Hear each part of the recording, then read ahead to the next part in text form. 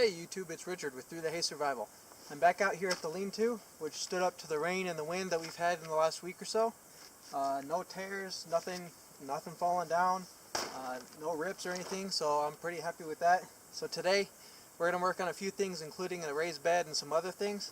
I've got my boys with me, I've got my Bergen on, so I've got all kinds of stuff in here for us to stay out here all day pretty much. So let's get started on the raised bed. And I'm going to kind of go the Horace Kephart way and use nails just because it's easier, and I want to be able to move the bed in and out of the shelter.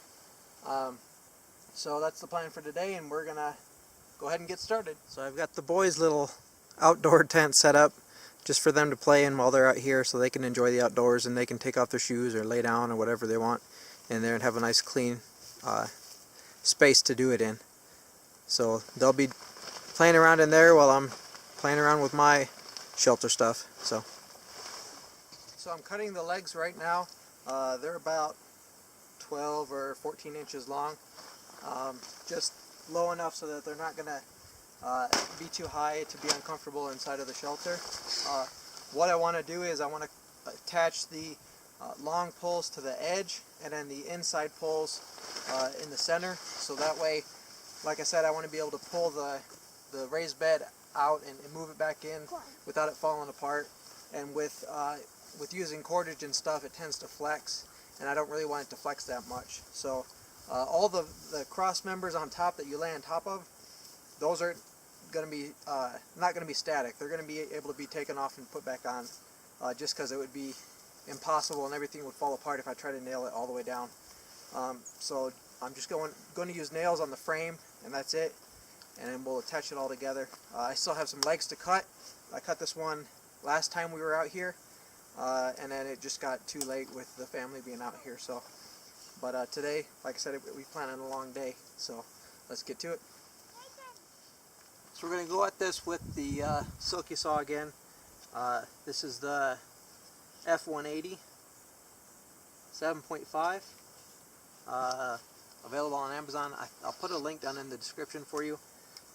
Again, I've used it many times. I like it. It's got pretty good teeth on it, and it cuts through material pretty quickly. So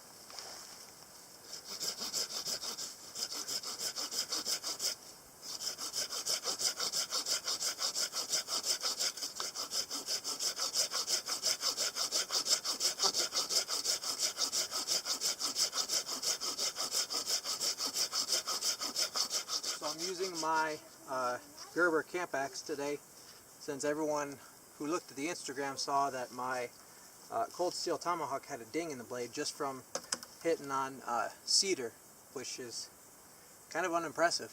So I'm going to try this one out. This is the only other one I have right now until I buy something else. But so far I've already used it to clear some branches and stuff, and it's worked out pretty good. Right now I'm trying to get some of the bark off of these logs that I'm going to use as the legs.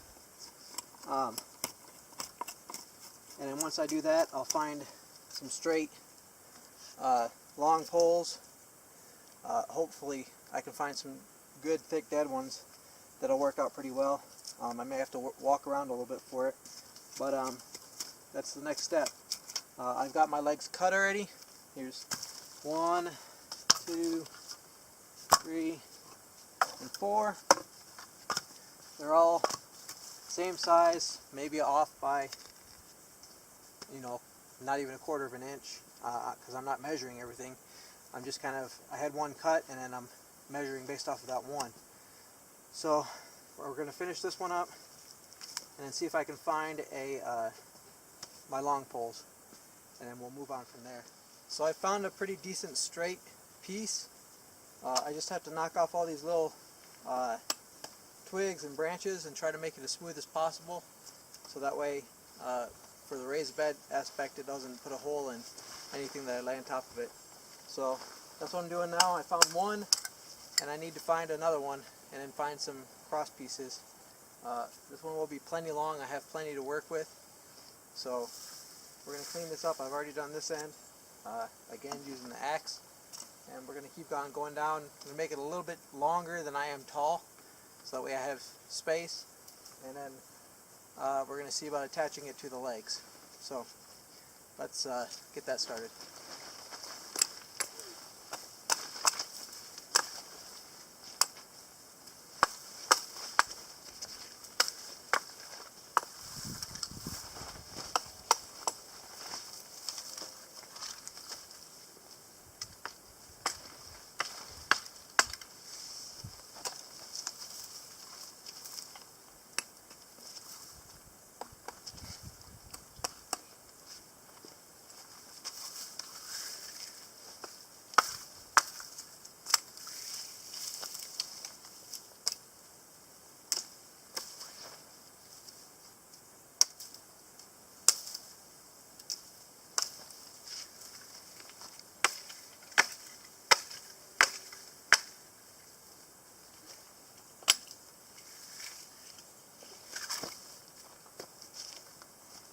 That should be a decent length.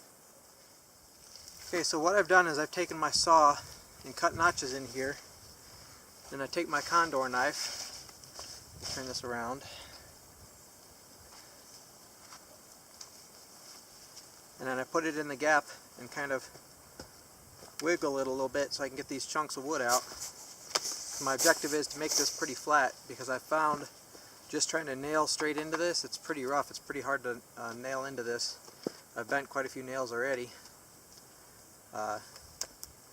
So I want a flat surface that I can nail into and nail onto, because I'm going to flatten out both sides so that way I can set it flat on the leg, and then I can nail in up here. So that's what I'm doing right now. Using nails is proven to be even a little bit more difficult, but I think it'll pay off in the end probably. We will find out here in a little bit. So now you can see it's pretty flat on there, gives me a flat surface. And I'm going to do the same thing on this side, not going too deep, but just deep enough that I can make it a nice flat surface on there. So we're going to keep working on this, and hopefully we should be done here in just a little while. So I finished nailing it.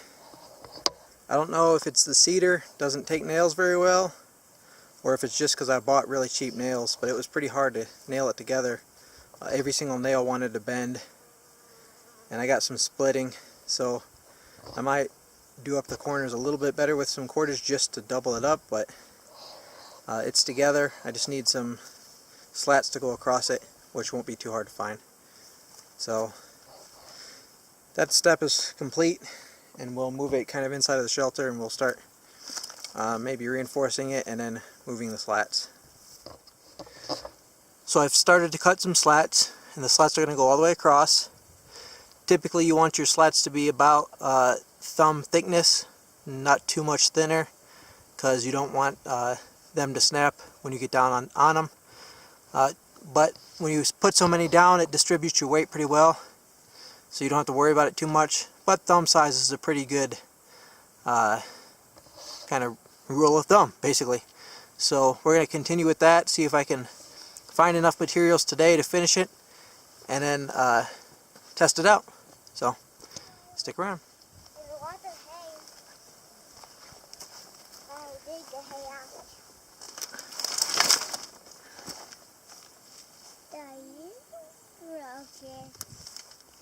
I think I'm going to leave that blooper in here. So I've put quite a lot of work and effort into this, and depending on whether or not I left the blooper in, it fell apart. It collapsed on me, but no worries, we just keep working, keep making it better.